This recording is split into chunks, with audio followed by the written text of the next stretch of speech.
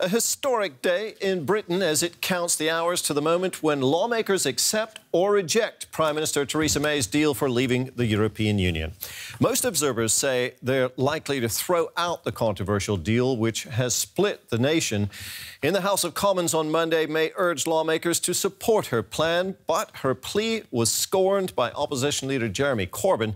Here's part of their exchange. The consequences of voting against this deal tomorrow are becoming ever clearer. With no deal, we would have no implementation period, no security partnership, no guarantees for UK citizens overseas, and no certainty for businesses and workers like those I met in Stoke this morning. And we would see changes to everyday life in Northern Ireland that would put the future of our union at risk. The government is in disarray. It's clear, if the Prime Minister's deal is rejected tomorrow, it's time for a general election. It's time for a new government. Opposition leader Jeremy Corbyn there in the House of Commons yesterday. Well, our London correspondent Birgit Maas is standing by for us outside the Houses of Parliament in London. Birgit, is it really a foregone conclusion that Parliament will reject Theresa May's Brexit deal today? Nothing is a foregone conclusion at this moment in British politics because things change quickly. But it does look like MPs have really hardened their opinions over the Christmas break. And we haven't really seen in the last days that many MPs have come forward and said, well, I've changed my mind. I'm going to back the Prime Minister, even MPs from her own party, because it's such an issue that's so deep rooted in MPs' conscience, where it's really about the future of the country. It's a historic vote that's been said a lot, and it is true. So there is a lot of MPs are not going to vote with party politics, but really with their conscience. And it doesn't look like many of them are backing the Prime Minister's deal. If the British Parliament rejects Theresa May's Brexit deal today, Birgit, what is May's plan B? She has never really said what her plan B is, and it seems that maybe only her closest confidants know what she is going to do if she does, as expected, lose. The most likely scenario is that she will try and go back to Brussels and extract something else out of Brussels. We know that is tricky, but there is still some hope that maybe on the issue of Ireland she could yet get another crucial concession, but we don't know if she's going to do that. And then also there is speculation if she loses by a big margin, maybe more than 100 or even 200 MPs, this is the scale of the resistance against her, that she might then have to resign. But we will know for sure later today or tomorrow. Birgit, what's your impression of the mood in the UK right now? How are ordinary people that you're talking to reacting to this political crisis? To be honest, a lot of people are really fed up with Brexit and they really don't want to hear anything anymore. They just want this issue to go away because the British political class in the newspapers, television, also on social media, there really isn't much talk about anything else when it comes to politics. So people really want to get rid of it. Doesn't look like in the near future. However, then it depends when you dig a little deeper and you ask for opinions. It really depends where people live and about their personal circumstances. I've spoken to a lot of people in the past. We went to Brixton in central London yesterday, which is an immigrant community, and there's a lot of views, pro-European views, that are quite entrenched. So let's listen what people have had to say. Do you think the Theresa May's Brexit deal, should the Parliament support it? I think she should quit. I don't think she's doing any good to this country. All we're doing is bleeding ourselves. All we're doing is struggling, and everything she comes out with ain't happening. We don't live in London, we live in Lincolnshire, so it's completely different area, Lincolnshire, you know, to this area. Yeah. A lot of different feelings. Yeah, so better off, Britain's better off leaving? We think so in our area anyway, yeah. What are your reasons for it? I'd rather not say, really. No, I don't think they should leave the EU. It's going to make things very difficult for a lot of people. Yeah, because I voted for Brexit to come out. I did. But now I don't want them to come out. So we're getting a feeling of ambiguity there from those British citizens. Is that reflected on the political level, Birgit? Is there a sense among lawmakers that the government is not really in control of this process now? Well, Theresa May's slogan was, to be strong and stable, but at the moment she looks anything but.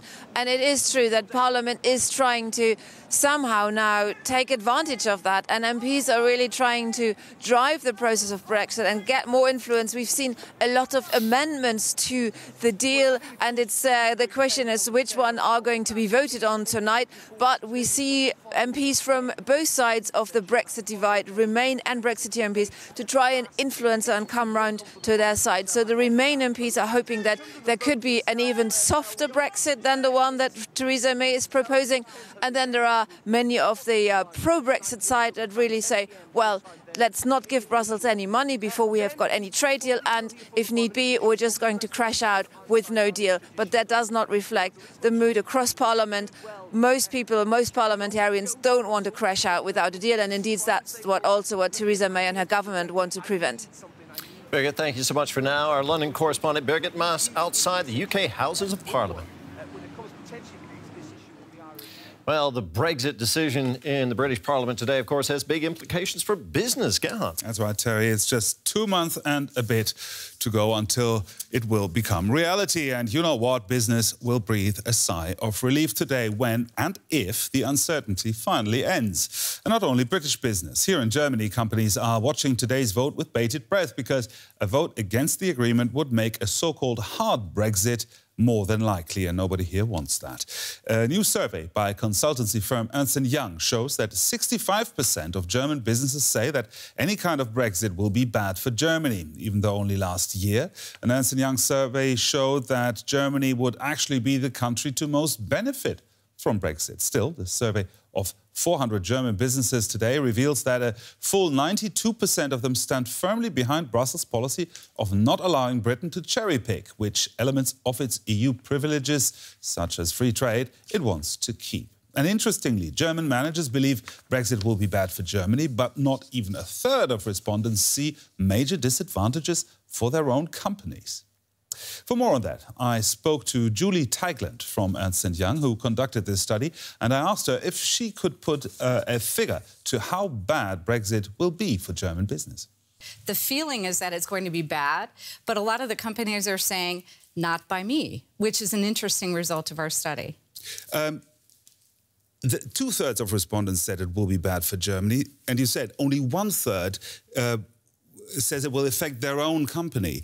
How does it go together? Are different sectors maybe affected in different ways, or large companies in different ways than smaller companies? I would say it differently. I think a lot of the large companies have done a good job in preparing for Brexit. It's been a topic that's been on the agenda for the last 2 years, in fact. And as we move closer to that date, a lot of companies are reevaluating their location. Many have decided to move. Many have Plan B contingency plans in the drawer, ready to take out in terms of adjusting their supply chain and ensuring that they're not hit. But that overall level of uncertainty that exists is definitely reflected in that 65% who are just worried it's going to be bad for us. Interestingly, though, when you contrast that, 68% of our respondents said, actually, for the coming year, it's not going to get that much worse, which is interesting because those two things don't exactly fit together.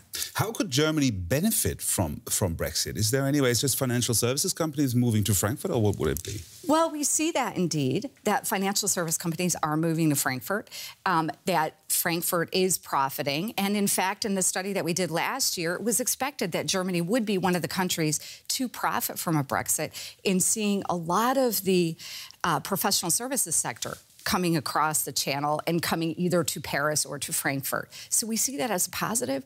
Overall, though, the UK remains an important trade player, and that's why I feel that the results are appropriate, that it will have a negative impact overall on business. OK, so you don't think that the positives will outweigh the negatives? No, I don't. I don't. Interestingly, your study also shows that in Germany, attitudes towards the EU are on the rise in German business. So But if you look across Europe, though, in places like Poland, Hungary, and of course the UK, negative attitudes towards the EU are on the rise. The Germans still love the EU. Is it because Germans just enjoy being regulated and being bossed around by authority? That's an interesting perspective. I would say it has a little bit to do with the nationalism and the rise of nationalism, populism in many of the countries that you mentioned. I think it could also have to do with the negative publicity that the EU has had for years within the UK about talking about the additional layer, the additional cost, the additional regulation, without mentioning any of the benefits. Perhaps I could say Germany, sitting at the heart of Europe, experiences more of the benefits of the EU. Profiting a lot from the EU. They're profiting a lot. We're a huge export nation, and as a result are profiting. The more we can shape the EU to actually protect our market and encourage a combined competition toward the rest of the world, the more the EU will be seen as a benefit. So not only having competition for companies within the EU, but allowing them to bundle forces to compete appropriately against the US, for example, or China. And so the EU coming together and bringing a benefit for all. I think German multinational companies feel that, see that, and enjoy that probably better than anyone else across this continent. Julie Taglin, Managing Partner, Ernst & Young, Germany, Austria and Switzerland. Thank you very much for joining me today. Thank you.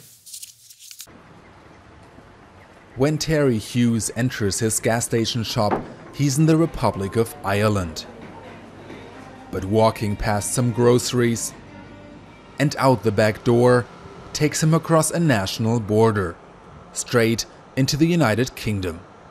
I cross the border if I'm going out to grab a case of drinks, or if I'm serving a customer out the back door is into the UK, and on the front here we have the Republic of Ireland. So I would probably think maybe in the region of 30-40 times a day I cross the border. Living and working on the other side of the border is a daily routine for many in these Irish communities. The small town of Pedigo, with its 600 inhabitants, has been divided ever since Ireland gained independence from Britain. People cross the border to post letters and get milk, and when they die, they cross it to be buried. Behind me is the Republic of Ireland, and right here is Northern Ireland. A no-deal Brexit would mean a hard border, and that means fences, walls and checkpoints, and all that right here in the center of this town. Mervyn Johnson runs a little repair shop right by a crossing point. He remembers what life was like when there was a hard border. During the early 70s, violence was almost a daily occurrence for him and his neighbors. Unfortunately, all the businesses in the northern side of Pedigo were blown up by the IRA. And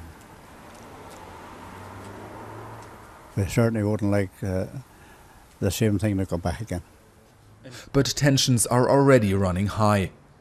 Republican hardliners such as Paddy Gallagher, who's a spokesperson for a small political group, are warning that a fixed border could quickly become a target. If there is border infrastructure put in place again, or a concrete manned structure, I can only assume that there would be attacks. Particularly the Irish Republican Army are active. They're within our communities. From what I hear, they are very capable.